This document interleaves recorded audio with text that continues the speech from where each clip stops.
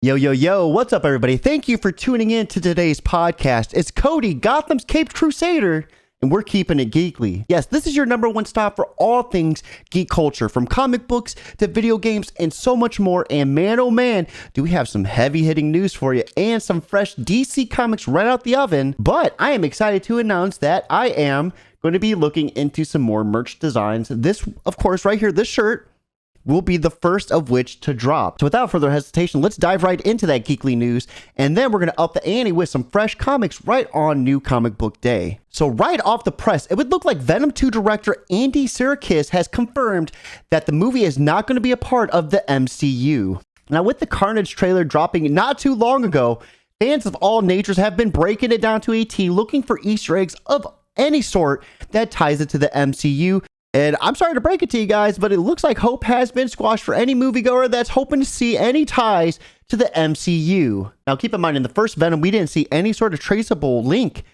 that tied the MCU Spider-Man to the Venom character in this universe. So with that being said, moving forward, I was of that expectation that we really wouldn't see any sort of connection, that it would be its own thing, and this was more or less just confirmed. You can catch Venom, Let There Be Carnage, set to release September 24th, 2021. So MCU or no MCU, I know I'm excited to see Venom, Let There Be Carnage.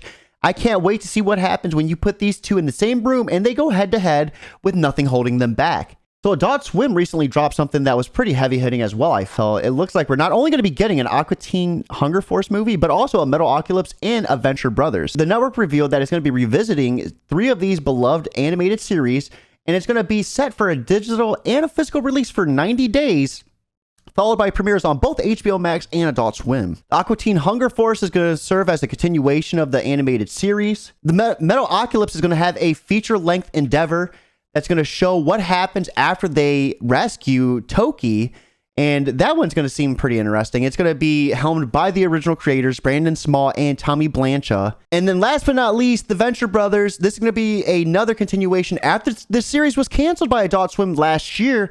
This is going to be taking off whether or not they're going to find out if Doc's latest invention is going to make them or break them. You know, I really, for whatever reason, did not see that coming, especially that last part. After they got canceled and I guess Adult Swim is giving them the green light for a movie, kind of a weird move. I'm a little interested to see what happened behind the scenes to make that happen. Last but not least, I felt it would be worthwhile to give a little bit of coverage on this huge cyber attack that is just drying up gas lines everywhere. We even had a special announcement from the White House. So if you're not in the know of what happened recently, it looks like there was a ransomware attack that shut down a petroleum line that pretty much crippled the entire infrastructure of that pipeline and the nation surrounding it. The FBI is blaming the attack on this group called DarkSide, but there's nothing that is set in stone. No one has any idea who did this. But it's getting to a point where the White House has now urged Americans to not hoard gas, as this pipeline is still remaining shut. It's still impacting gas lines and gas stations all around the United States. Now, we see even major suppliers of fuel have been shut down for 4 to 5 days following this attack that happened on Friday. We have the Energy Secretary, Jennifer Granholm, saying that areas most impacted by this pipeline are going to be North Carolina, South Carolina, Tennessee, Georgia, and South Virginia. And it's not going to be any sort of gasoline shortage, but more or less a supply crunch. Now, I'm sure you guys have seen the memes that are floating around Facebook. People filling up trash bags filled with gas. Do not do that. It is a horrible idea, and things should be opening up soon. Just more or less make sure you're over half a tank and stay safe out there, folks. That being said, that does wrap up this Week in Geek, but stay tuned. We got those fresh posts coming right out the oven. So the very first one we're going to be serving up to you today is going to be the Joker issue number 3, written by James Tynion IV, with art being done by Murkia Andolfa and Gulliam March. Now, we start off with chapter 7, and we see Jim Gordon reflecting on that one terrible night when the Joker had him locked up, drugged, naked, and just held by the throat with a belt. This was the day the Joker was going to show Batman that any good person can become bad as a result of one bad day. We watch Gordon with a bag slung over his shoulder as he's getting ready to board this very fancy looking jet. He's going to be flying to Belize, and Cressida gives him this credit card with an endless spending limit. And this is where we see a really humorous interaction. Gordon's pretty much like, what if I just withdraw $25 million and run off? And she just looks at him and she's like, what would you do? And then she makes sure to tell him, feel free to comfort yourself. Get yourself some extra clothes. Treat yourself. You know, don't be afraid to spend a little extra using this card. I thought that was kind of an interesting tidbit as well. Now, as we get upon the jet, there is this huge, mysterious looking person, and I have no idea who he is, but there is some real big red flags popping up. On the other side of things, we see Oracle and the Bat family tracking Gordon to see what's going on and where he's going. Now, when Jim Gordon lands, things get a little bit crazy. He ends up stumbling on who he's looking for, but you guys are not going to be ready for what happens next. It would appear that the Joker has a ton of people after him, one of which being Jim Gordon, but the other being some very, very scary folks. And Jim Gordon is going to have to make sure that the Joker stays alive. I have a pretty big feeling this is going to be a dynamic duo. And that's going to bring us to a really heavy hitter of the week. That's going to be Justice League Last Ride, issue number 1, written by Chip Zdarsky, with art being done by Miguel Mendonica. Now, I cannot stress enough when I say this is a heavy-hitting issue. We begin with Lois Lane and Superman in the Solitude of Fortress, and she's pretty much just asking how she could be of any help. She's not a superhero. She can't do anything, but is there anything that she can do? And the conversation that ensues is a very, very deep one, how Superman is just always on the lookout 24/7 and how it's hard for him just to do it all by himself. The next day, we see Metropolis is in chaos, and as the Daily Globe falls, Superman catches it and saves Jimmy Olsen, but it's filled with kryptonite and it's starting to kill Superman.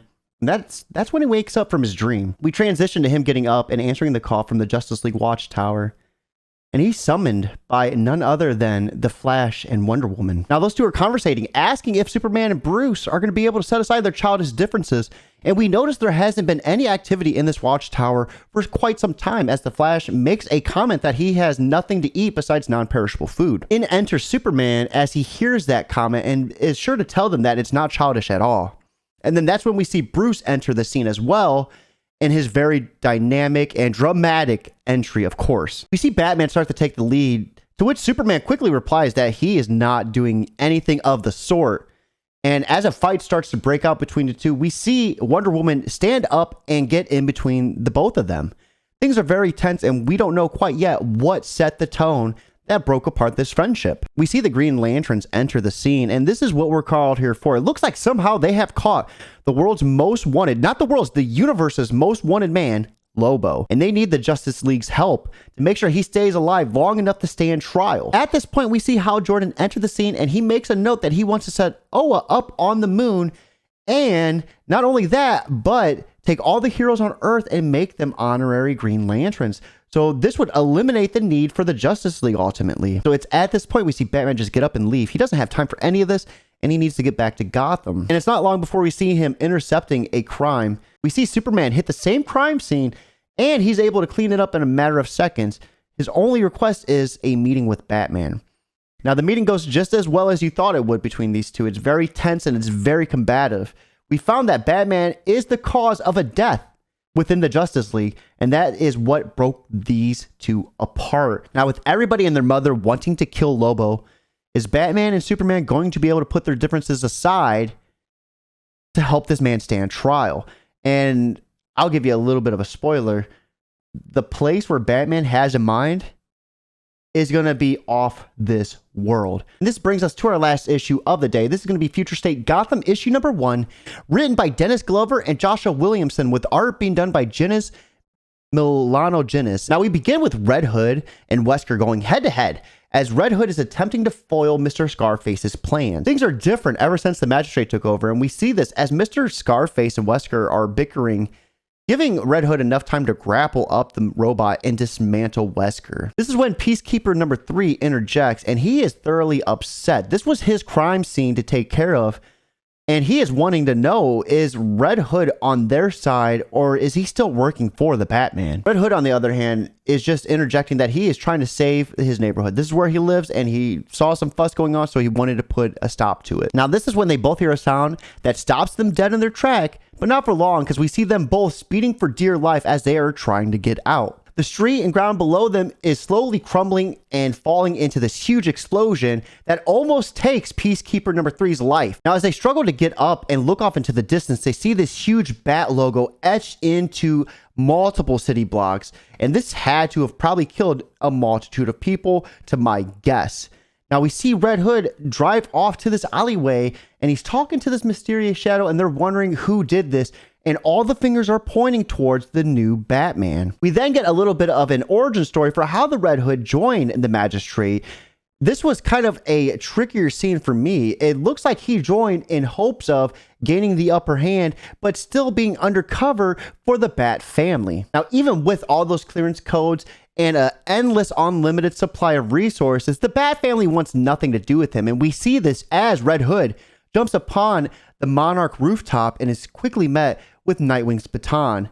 And they tell him this meeting is for family only. Now, out of all the issues I read this week, this one had me going the most. I love what Future State set and the tone that it was growing. And it was unfortunate that we had to kind of break away from that. It really disrupted the continuity, but DC's known for that. Well, it's time for us to wrap up today's podcast. As always, guys, if you enjoyed this content, be sure to hit us with a like and a subscription on YouTube, or like and share the video on Facebook. Any sort of support like that does help the algorithm, and it helps my content get out even farther, and I do appreciate every one of you that are helping support the team. You can catch me on Twitter, Facebook, YouTube, Instagram, and so much more at Job for Cody. And as always, guys, keep it geekly.